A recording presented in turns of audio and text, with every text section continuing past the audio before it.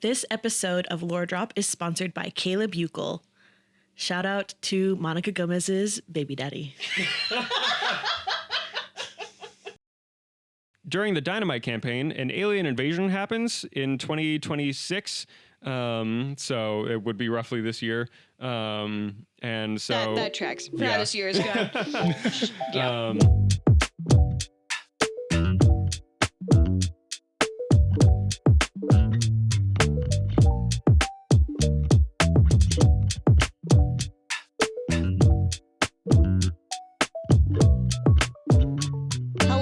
Welcome to Lore Drop, a Reinvent podcast. I'm Abby, the executive director of Reinvent Productions. I am Ben, the creative and artistic director. And our third party member today is our new friend, Jacob. Woo. Jacob is a really cool dude in the Lubbock community, very much in the film area. And we met, I think, because of the audio drama audition. Project Hireman, yeah. Yes. That Ben provided his voice for that pilot.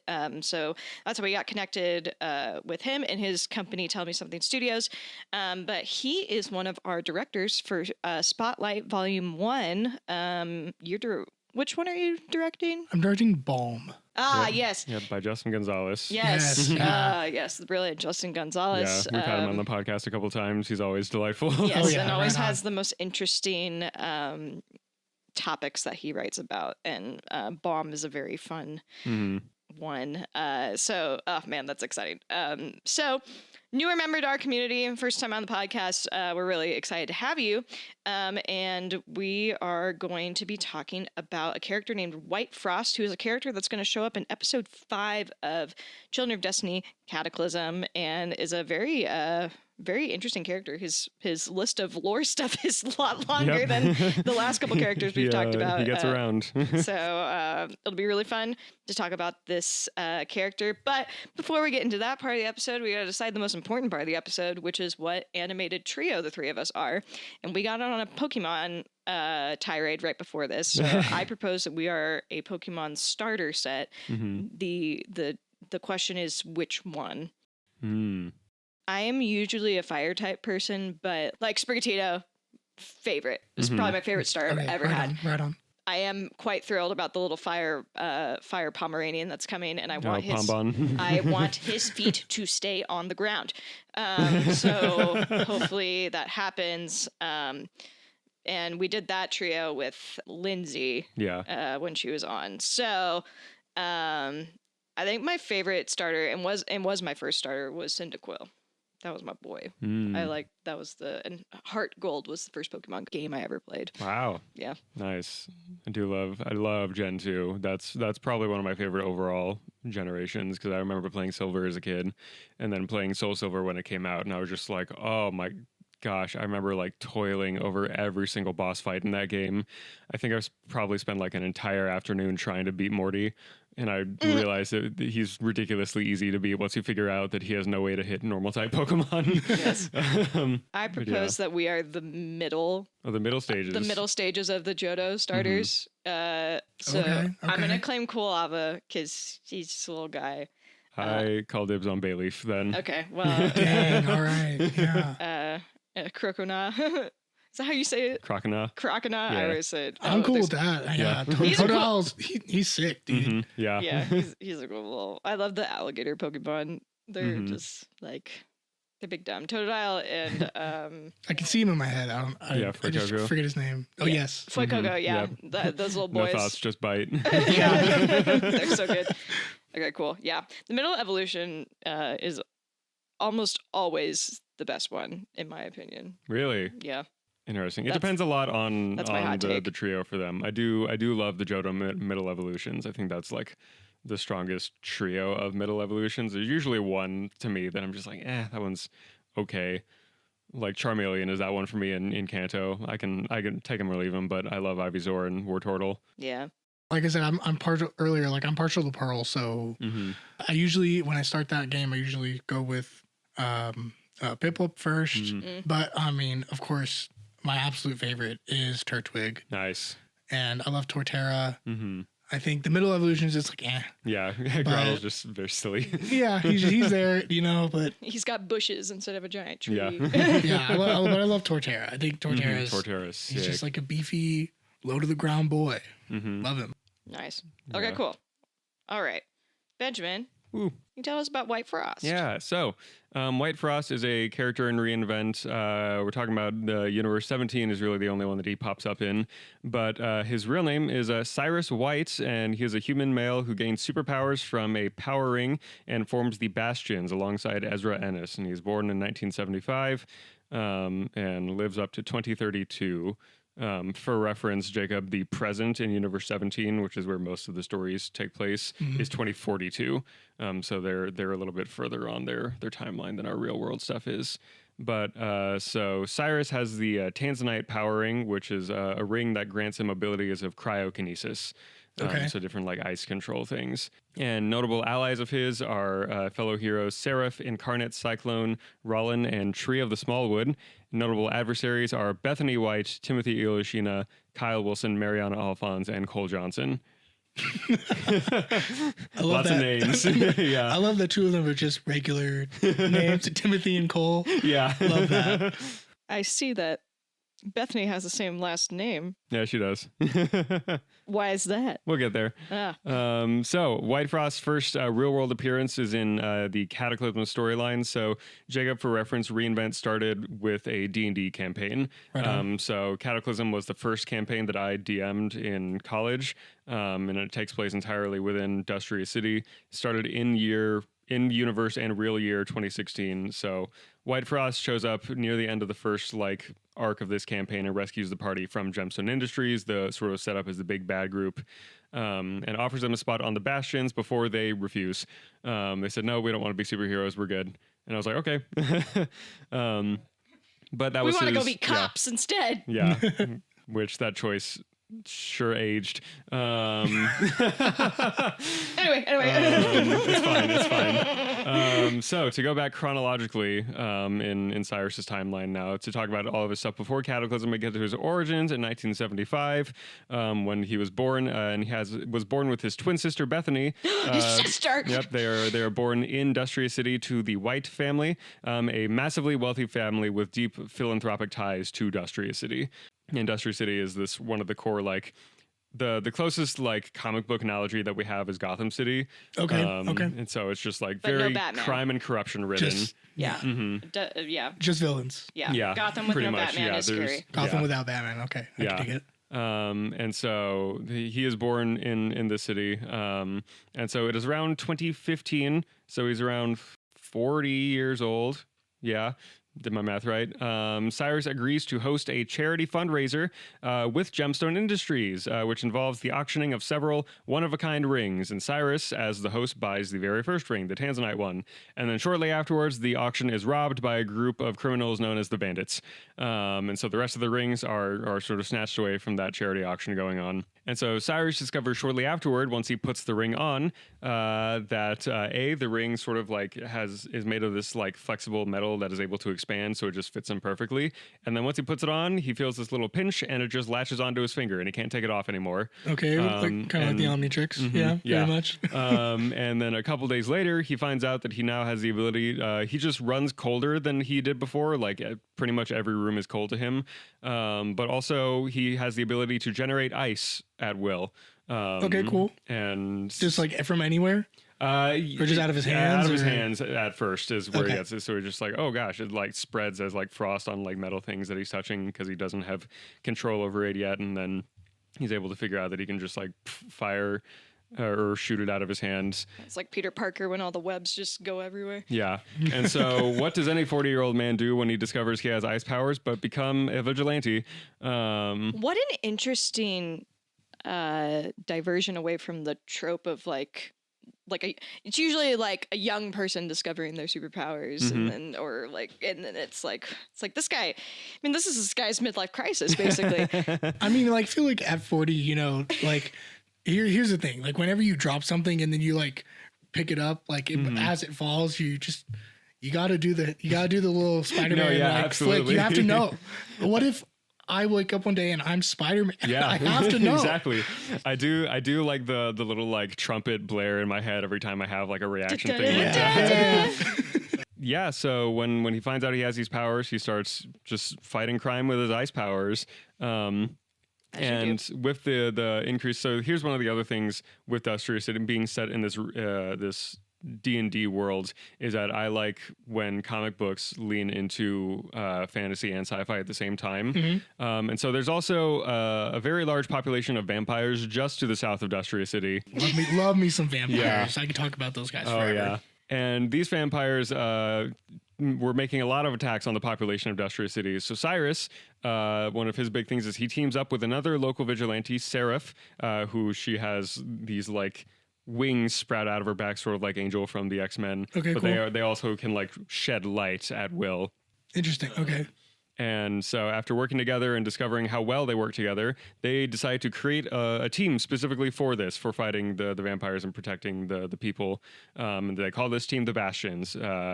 And so they specifically, they want to protect the common people of Dustria City from threats that don't really get addressed by the Dustria City Police Department because they're busy with like the organized crime and the corruption going on in the city is what they're more focused on. Okay. And so over time, they recruit 2 more members to the Bandits whose names are Incarnate and Cyclone. So Incarnate sort of has, and all 4 of them have these power rings that give them this ability. Okay. And these are from Gemstone Industries. This is part of their whole plot.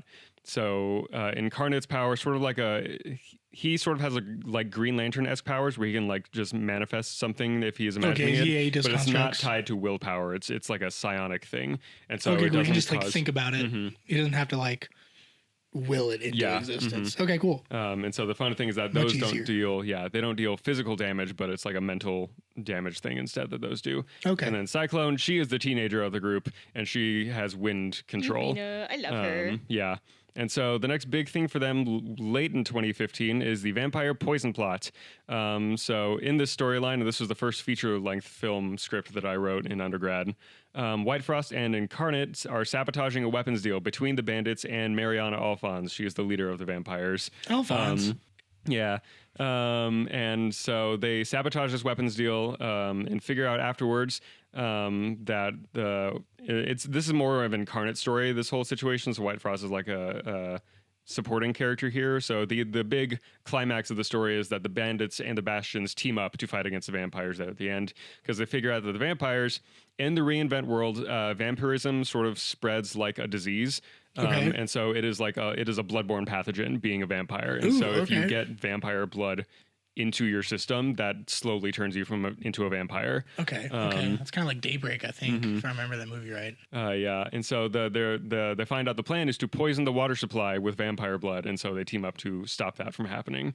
And they're successful, and that is the main stuff that happens before Cataclysm with White Frost. So then we dive into the Cataclysm stuff. We jump forward a year in 2016 now. White Frost is contacted by Captain Robert Onias, a smuggler, the captain of a smuggler ship, the Envious Dream, and he asks him to bring the party, which consists of Severica, Agriver, Navita Vega, and Reaper, back to the smugglers to get out of the city. After White Frost meets them, he decides to offer them positions with the Bastions instead, and they say no. And he says, well, worth a shot. And that's really the extent of his introduction there.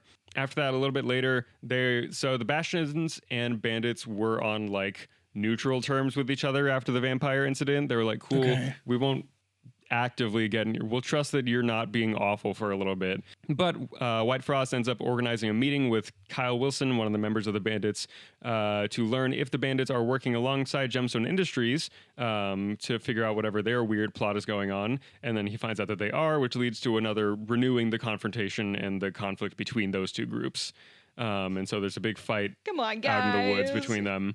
The next thing that White Frost shows up is the next big arc, which is the Council of Three arc. In this one, so Gemstone Industries, sort of like a very cyberpunk, like this is a corporate entity trying to take over the city politically as well. Okay. And so one of their tactics for doing that is supplementing the police force with robots, giant robots. Okay.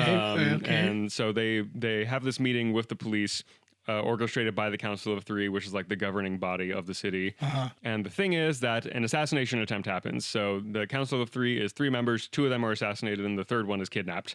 That one is Roy Smith. White Frost shows up with the Bastions. They go to the police and they say, hey, we have a potential lead on the location of Roy Smith. We will help you with finding him because we have reason to believe the bandits are working with the Gemstone as well on this. And so Maurice Williams joins with the Bastions, and he is voiced by Matt Lamar in our nice. audio Okay, drama. right on. And they are confronted by Andrew Blood and his team, and they are very narrowly able to escape because they are massively outmatched in that fight, just because they're ambushed, and it was a false lead is what they stumbled upon. White Frost doesn't have like a great win-loss record so far. It's usually draws. But the next thing that he helps out with in Cataclysm is the Order of the Unbound arc, which is in early 2017, just after the new year. There's an event where the party and Thomas Jones bring Navita back because they found there's an event where her soul got ejected from her body. And so they know it's like, we think Seraph can help fix that, and they're correct. But while they're here, the Order of the Unbound is this group of like martial artists who are coming to get revenge on the chief of police. And so they are also doing orchestrated attacks on key police members. And so the Bastions team up with them to fight them off while Seraph is trying to get Navita's soul back into her body. Dang, this really is like Gotham. Like they're just like enemies from everywhere. Yes, exactly. And they're just crazy. like it's just like bands of enemies from everywhere. Yeah. The next, and they'll break out of jail. They'll break out of jail, and they don't stay in jail very long. It's tough. We make the joke of like, this is an awful city to live in, but man, is like the rent's cheap. Yeah. And like on the surface, it's great. There's like a lot of like forward movement with industry. There's a lot of like technological developments happening. They've got good schools. Yeah. You just got to deal with the crime. And the vampires. Yeah. Everybody has a strict curfew, but not city imposed. It's just everyone knows. Get inside. The next big arc that happens, as anything inspired partially by anime, there has to be a tournament arc at one point. And so we have one called the Tournament of Champions. So there is a pantheon of deities known as the Thunder Forge that every 100 years have this contest where each one of them picks 40 mortals across Earth to represent them, to basically have bragging rights, to be like, I can pick the best mortal just, by taking a look at him or whatever it is, right?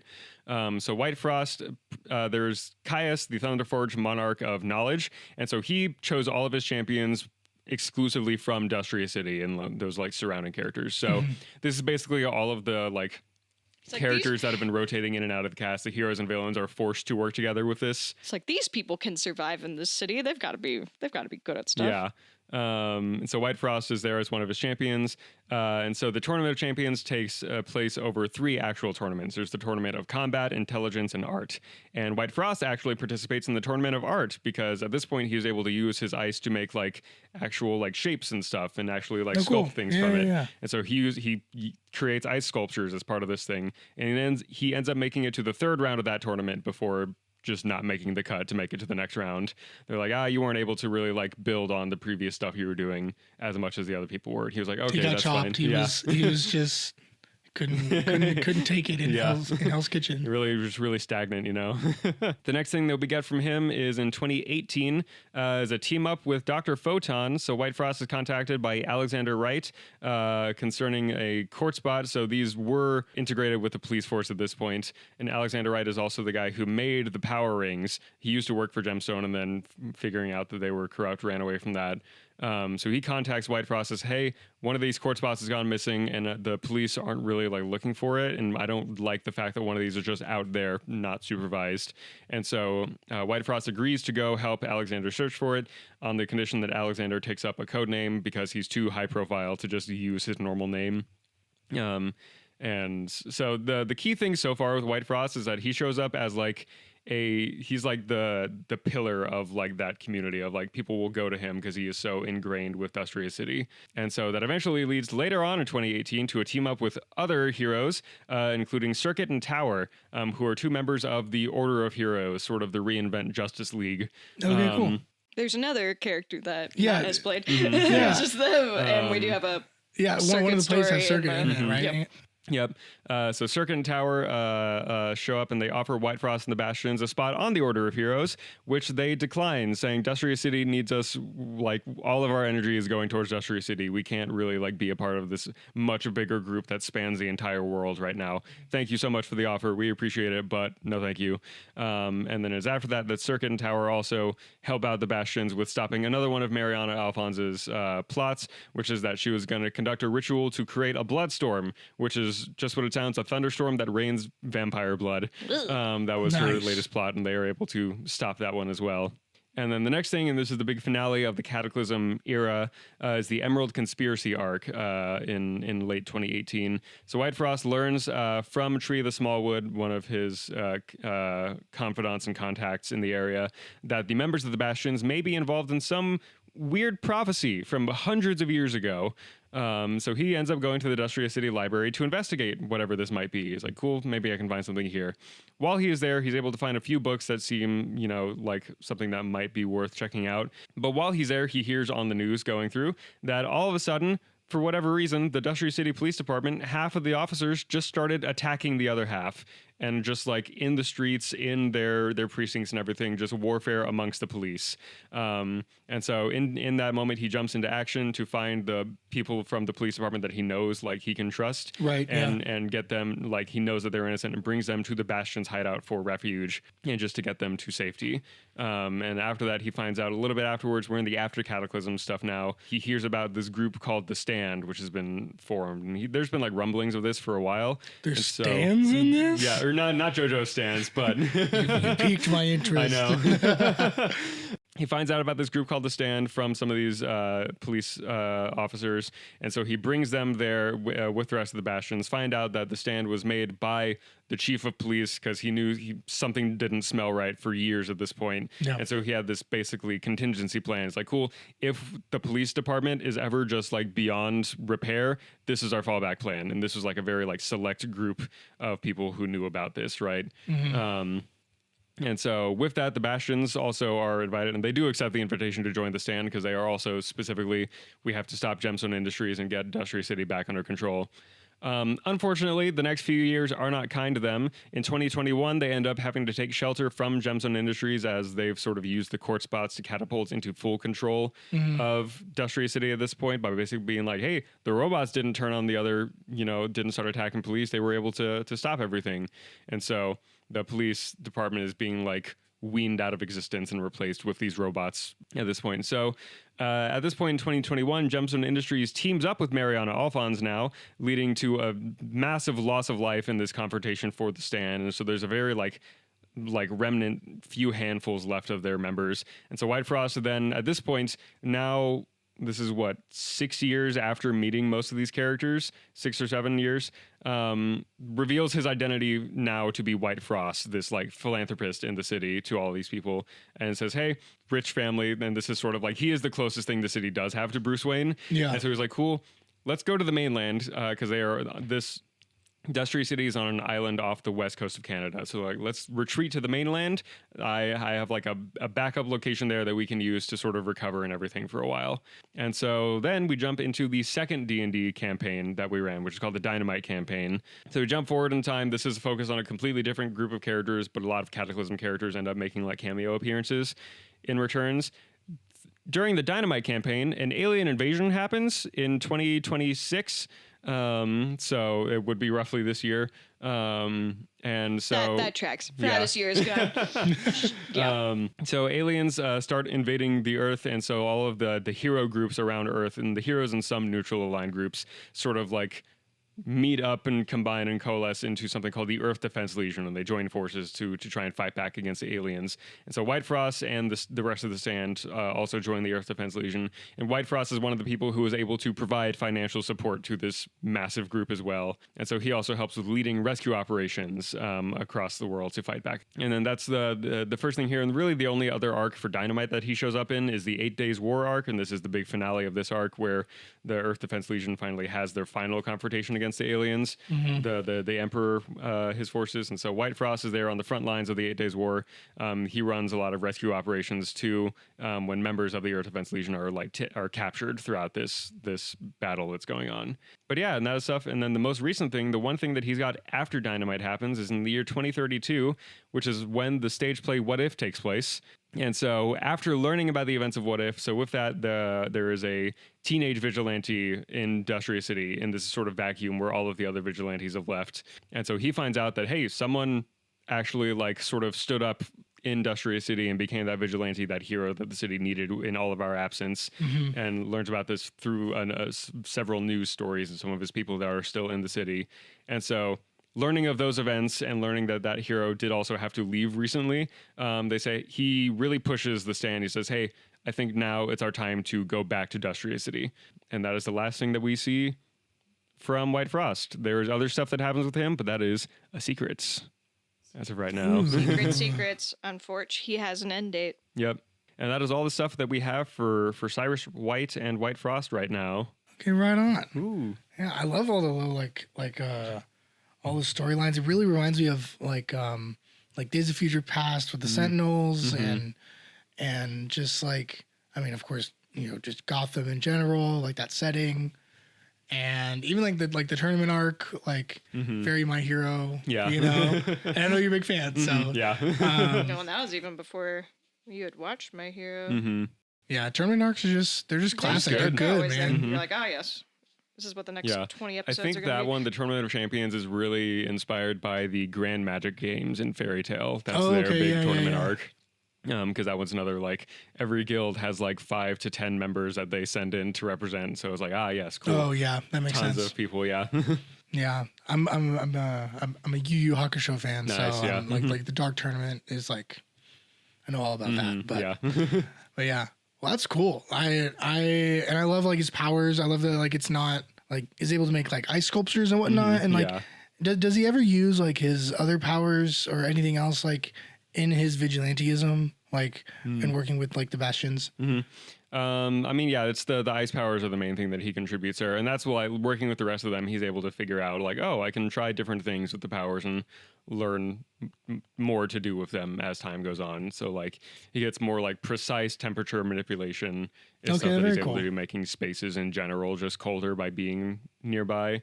There's one that like he's able to pick up on like, it's a very fun duality with White Frost compared to Maurice Williams, who has like fire powers. Whereas White Frost is also able to sort of get this like sense of where other people are by body temperatures.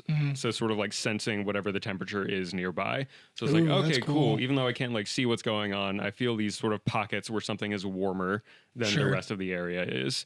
And so he gets a very like, he sort of becomes this like Swiss Army knife sort of character of like, he has a lot of tools that he can use at his disposal. Not many that he's like super powerful with because he's not very combat oriented, but he has enough at his disposal to be useful in pretty much any situation. That was going to be my question, because it's like, this guy, he's 40 when he gets his superpowers. I was like, how spry is he? I was like, how spry was he when he got his powers? And then he gets a power that makes him colder, which I'm like, in my mind, that immediately thinks like, oh, he's stiffer than he already is. So like, how was that transition for him into a punchy guy? I mean, it's pretty rough because like I said as well, like he's from a wealthy family, so he lived a pretty privileged life. Like not one that he like, I wouldn't say that he was taking advantage of it, but he certainly wasn't like, he would try to be like active in communities wherever he could and, help people in whatever ways he can. But his story is one of feeling like, man, I wish I could do more with what I have available to me. Right. Because he's sort of tied up and like, even if I throw money at this thing, oops, turns out this criminal group is tied to that organization or whatever it is. Right. It can't win. And so it's like, oh, I can directly help now in this way. Right. With these powers. It's sort of, there's an analysis. It's the YouTube channel is Totally Not Mark, and he does wonderful analysis and commentary on various anime and manga. And there's one that he does on Attack on Titan about Eren Yeager, where he's very specifically says like Eren Yeager is the kind of protagonist that wants to be a like active protagonist, so someone who is like actively doing things, right? A proactive. Yeah, he's character. not gonna let the story happen to him. He's gonna make the story happen. But he's forced into that role where he has to be reactive early on in the story. And there's a point where he switches and is like, no, I'm done being reactive. I'm going to be proactive now, right? Yeah. And so I think White Frost is another one of those. Is like he wants so badly to be proactive, but he's forced into this reactive role a lot of the time. And then I think even like early White Frost stuff, he's very much on the proactive side of things. And then over time, he's forced slowly back into being a reactive character up until 2032 comes around. He's like, no, I'm done. I'm going back into being proactive again. He is pushing 60 at that point. Dang. Oh yeah, he gets older as this goes along. Yeah. Yeah, I forgot about that. Yeah. He says, no, I want to go back home. I mean, he's got really good recon abilities. That's for sure. Yeah. I mean, and especially as old as he's getting, I mean, he's probably going to be using that a lot more. And like his role inside the Bastion is probably going to be delegated to that. But because I'm sure there are a lot younger members, a lot more heavy hitters. Yeah. Like Cyclone probably. Yeah, absolutely. So, I mean, it's kind of like there's like an episode of Batman the Brave and the Bold where I think his name's like Bulldog or Mad Dog or something like that, where like he's like just like an old like dude and he doesn't have any powers like Batman, but he's just fighting and he's just like, he's like super like ripped and like has experience, but he's old. Yeah. And that's the whole crux of the episode. So it's like eventually that's gonna be White Frost. Yeah. No, absolutely. That's the other one is I love messing with like expected age things and age dynamics because it's like it would be very easy for him to pull a Professor X and just sort of like lead from the base and be like, yes, I'll send you younger people out. But he doesn't want to be the man in the chair. Yeah, no, he's like, no, I'm going to be out there with you guys, even if I can't keep up necessarily, right? I want to be there to like know what's going on and actively be involved still. Yeah, and I really like that because there's a lot of characters like even like Oracle, and like even like most recently Ned from the movies, from the Tom Holland Spider-Man movies. Like he's just the guy in the chair, and like that's a cool role to have, but like they're never, and they're able to like give recon advice, but they're just not there. Yeah. And it's just a lot more helpful, like in story wise. If I'm a member of the team, it would be a lot more helpful to me. Maybe just to try to protect that guy, and he's still there in the field. You know. We talked about this in the last episode. Does White Frost ever have his ring awakening? No, he does not. Cool. So that's the other thing with So what's that? the power rings. There's And are they all elements? Not all of them. So each of them has a very like specific kind of power that it gives you. So like there are ones for the usual elements, like there's the fire, earth, water, air, electricity, ice. But like Seraph's is the wings with that can make the light, and Incarnate's is the manifestation powers. There's one, it's Kyle Wilson. His gives him like radioactive control. He can mess with radiation levels. There's another one, Walter Sang. He's a member of the Bandits. He has blood manipulation. And the thing is, he is a vampire because like that was in the vampire poison plot. There was a thing where like the vampires were able to infect Cyclone and Walter at the same time. And Walter's sort of sacrifice there was like, cool, I'm going to prevent this kid from being turned into a vampire. I'm going to sort of drain the vampire blood out of her. But at that cost, he has to keep the vampire blood in himself. So he's able, like, a lot of his early stuff, his powers are hampered because he's using his manipulation to stop the vampirism from spreading in his own bloodstream. Dang, okay. And so, the powers get all, like, very niche. Like, the last episode we had was Wilhelm Knochin, another member of the Bandits. His gives him, like, bone control. And it's like, okay, cool. And it's like not with a healing factor. So he's dealing with the pain of, like, his bones breaking through his skin. Yeah. So with it's like the side effect of like Wolverine. where he always feels it. Yeah. Yeah, that sucks. But with the power rings, the other thing added on effect that no one really knew about at first of them until it started happening was if someone with a power ring goes through like an extremely like emotional event where they're experiencing some sort of extreme emotion, whatever it is, right? It leads to an awakening. So there's a boost of powers that comes from that. So they can get like extra abilities stemming from their original powers based off of that. So like Maurice Williams is the first one it happens with, and so he gets multicolored flames because he used to be an artist. Yeah. And so the different colors of flames do different things that he's able to use. Right? They can like enhance his strength, or they can help him like fly and stuff like that. Whereas other characters like Thomas Jones is one, his ring gives him electricity powers, and his ring awakening comes from like proposing to his girlfriend and her saying yes, and both of them have their ring awakening in that moment. And then from that, he's able to use his awakened power is that his electricity can heal people now instead of just harming people. And so the awakening sort of like also reacts to whatever they need in that moment and their emotional state. So White Frost is another one. He doesn't really get a ring awakening because he is someone, again, being as old as he is, he's sort of like, and this is someone like like everyone is always in need of therapy, right? It's helpful for everyone, right? But relatively compared to other people in Dustria City, he doesn't have a lot of like baggage growing up. And so at least as far as he's aware, I would say he considers himself someone pretty well adjusted, and he has himself very like composed at all times, right? Yeah. And so he like that's sort of part of his story is that like he constantly has to deal with like new threats and new things popping up all the time, and we're like, okay, cool, gotta stay cool about this, right? And sort of like being the person in charge, he puts a lot of that on himself to maintain that composure as much as possible.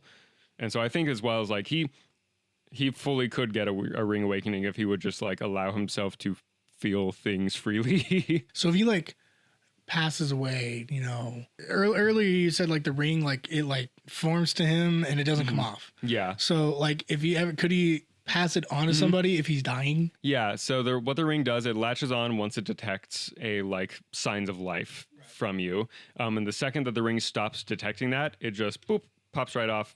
Can But anyone else can pick it up. Yeah. Okay, so it's not like a power ring thing, like where it like chooses you. Yeah. No. You can just pick it up. Yeah. So it's like if he were to cut his finger off, cool, then it would be able to come off and he could give it to someone else. And so that's that's the other thing is that I was gonna say a spoilery thing that I didn't get into with his notes. But yeah, so it is possible for someone else to take up that ring and get the ice powers after he's done with them. Okay, right on. Does that spoiler have to do with his sister? Because you didn't say anything about her. Heck. Anyway. You'll never tell. Me asking that question was to pose the little thought exercise of what would a heightened power be for cryokinesis? That is a good question. Yeah, if I remember, so like in Bleach, I think it's 1,000-Year Blood War arc, but I'm not sure. And nobody crucify me because I haven't watched Bleach in a long time. But Hitsugaya, who's he's one of the captains that has ice powers, and his like awakened Bankai or whatever it is he can create like a ice clone of himself. And so like that's how he defeats like all the captains at this point in the story are like in like life or death battles with whoever, and he's in one of them, and that's what happens is like the guy he's facing like thinks he like cuts him in half, but really it was his ice clone. Ooh. And but it's kind of like a cheesy pull from Kubo, because it definitely like when that chapter ended, like he definitely died. But then Kubo was like, "Oh wait, I shouldn't have done that." Yeah, and he just like kidding. wrote it in. Yeah. But anyway, yeah, that's like one of his things. It's like he's like a perfect clone of Hitsugaya, but it's made of ice. Yeah. So, but yeah, I don't know what would be like a cool. It's interesting. I think one for him that I could potentially see happening is because one of the things is that like with his powers, it's very much like the interpretation of not even just the movie interpretation, but like Pyro in the X-Men movies is very much like he can control fire, but he can't make it Right. in those movies, right? Whereas like White Frost can make it, but he can't like make ice and fluctuate temperatures and stuff. But for a lot of his story, he can't just like, oh, there's a pre-existing block of ice, move that across the room or whatever, right? So I think that to me feels like a natural extension of his powers, of being able like in that like. For me, I also love when a character's powers are an extension of their role and their wants and goals and needs in the story. And so like as someone who wants to affect change in the world around him, it feels like a narrative parallel to make it like his awakened state of powers to be able to affect naturally occurring ice and stuff that is around. It also could be interesting if his power grew to the point where like anything that is like, because ice is obviously water based, like if he's able to change the molecular structure to be able to go from like ice, water to gas, like being able to go between that. I mean, I think the thing is that he's already able to turn water into ice because he can just make it colder. You just can't turn it into steam. Just because he can't. Okay, interesting. Yeah. It's pretty much like he has the ability to turn the temperature of anything down, can't turn it up. So it's like if he brings it down, he's not able to bring it to a lesser degree of being cold, right? It's just stuck at whatever that cold he set it to until it gets back to whatever temperature naturally. It would be cool if it was like a area of effect almost where like he could, like if it's raining or if there's like dark clouds or whatever, he could make it snow or something, or like blizzard or whatever. Cool. Yeah. That would be pretty cool because it could help, I guess, in certain situations, you know, like if they're facing off against somebody who has fire powers, or if like there's like a tactical reason, like maybe they're trying to advance on, or like maybe there's like an enemy or whatever advancing on them, and he makes it colder so the conditions are harsher for them to be able to like get from point A to point B, you know? So I don't know, it could be cool. Yeah, that was fun. I also like this is a separate thing, but I like characters being like having distinct disadvantages based off of other conditions, like things out of their control. And so I think for him, like White Frost, I think in the winter his powers are working excellently. He has so much like fine control over them just because everything's already in that colder state, right? And I think in summer is when he's really struggling. To like tropical climates or something. Yeah. Not useless, but like he's definitely not super disadvantaged. So yeah, I love environmental like storytelling factors like that. Yeah, there's another character actually in Bleach who has another different kind of ice power. Name's Rukia, very staple character in Bleach. But her also awakened like Bankai thing, or like true Bankai, is she becomes like all like dressed in white. Ooh. And she's like basically made of ice at that point. And like whoever touches her just completely frozen and dies. But the drawback is that she can't be in that state, or else she will die. Oh yeah. So like the longer she's in it, the closer to death she becomes. Dang, and that's cool. So it's like a give and take. It's like, oh, if you touch me, you're gonna die, but I'm also gonna die in like 5 minutes. The high risk, high reward situation. Yeah. Oh, I love stuff like that. Yeah, it's cool.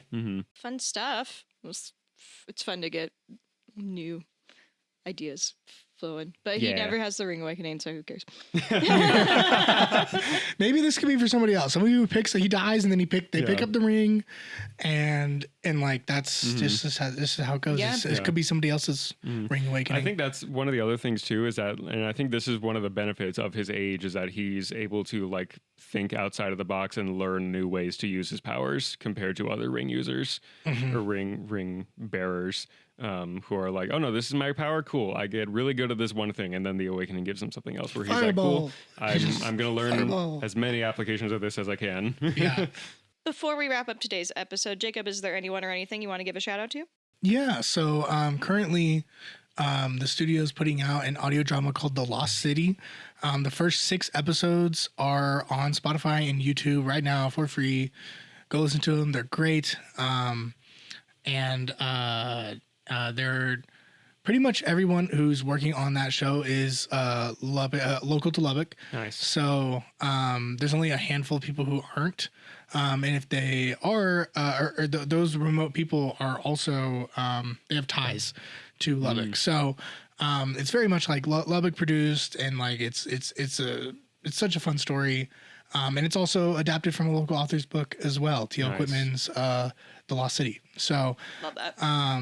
Yeah. The first 6 episodes are out. And as we speak, episode 7 is coming out in just a couple days. So episode 7 through 11 will be releasing weekly on Fridays at 6 p.m. Nice. Yeah. Heck yeah. Exciting stuff. Love supporting other audio dramas as well. Yes. So we'll have a link to that in our show notes. Be on the lookout this Wednesday for a special little treat, possibly. Yeah, for background information, we've had a bit of a production delay going on with Cataclysm. We had to put off some of our releases just because of some things going on behind the scenes. It's all good now, but the plan is to stick as close to our schedule as possible. So you might have noticed that this past Wednesday we released episode 3, and so just keep an eye out this coming Wednesday. You might get more than just episode 4. Yep. Hee That all depends on if the editor gets Sleeps. it all done. Yeah, that's true. Yeah. If you're in the area, drop off some monster at the Smith's house. We'll probably need it. Our next episode of Lore Drop is going to be our last character one involving Cataclysm, at least for now. It's going to be about Cole Johnson. And he sucks, but it'll be a fun. He's a very interesting character. Yeah. And I love the performance that our Oh yeah. that has been given for that character. Garrett Corden is the one doing Cole Johnson. Yeah, I heard like through your headphones, I heard a little bit of his performance is whenever incredible. you were doing the live directing, and then like hearing little bits as you're editing. I'm like, oh, he's perfect for this character.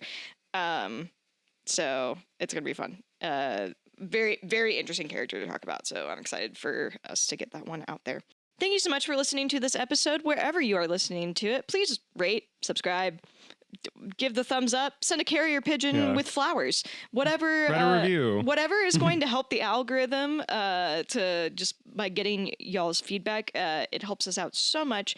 And if you're willing to share this link on your social media, that would help us out a lot too.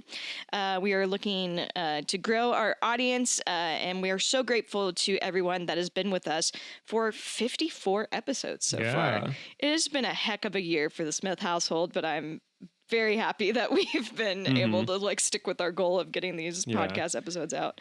You know what? I want to throw an extra thing in here. If you also are a fan of tournament arcs, you might love an upcoming episode of the podcast where we do a character tournament. And so we'll drop a link on our social media here soon about where you can fill out your own bracket predicting how this tournament will go. And then you can learn and probably be disappointed with how it goes. But all the characters featured in that bracket are characters, for the most part, that we've talked about on the podcast so far this year or have been featured in some of our shows. And if not, then we'll go over them in the episode as well. Yeah. But yeah. That's gonna be a good one. Thank you so much for listening to this episode. And remember, Being fantastic starts with being a fan. There we go. I love that.